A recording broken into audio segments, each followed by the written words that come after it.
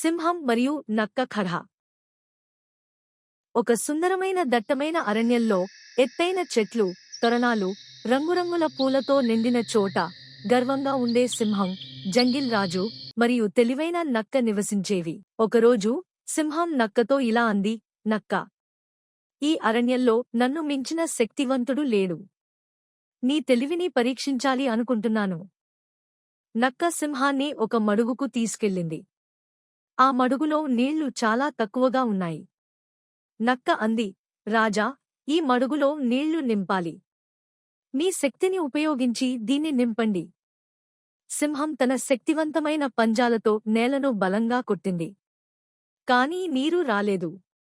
బాగా ప్రయత్నించిన తర్వాత అలసిపోయిన సింహం అంది, ఇది అసాధ్యం. నీళ్లు నింపలేను. నక్క చిరునవ్వుతో అంది, రాజా, మీరు చూడండి. తరువాత అది పక్కనే ఉన్న చిన్న రాళ్లను తీసుకుని మడుగులో వేసింది. రాళ్లు పడిన కొద్దీ నీటి మట్టం పైకి వచ్చింది. సింహం ఆశ్చర్యంగా చూసి అంది, నక్కా, నువ్వు నిజంగా తెలివైనవాడివి. బలం మాత్రమే కాదు, తెలివితేటలను కూడా గౌరవించాలి అని నేను నేర్చుకున్నాను. అలా సింహం బలం కంటే తెలివి ముఖ్యమని, వ్యూహాలు చాలా శక్తివంతమైనవని నేర్చుకుంది. మోరల్ ఆఫ్ ద స్టోరీ: బలం కంటే తెలివితేటలు ముఖ్యమైనవి. సమస్యలను పరిష్కరించడానికి బలంతో పాటు బుద్ధి, వ్యూహం కూడా అవసరం.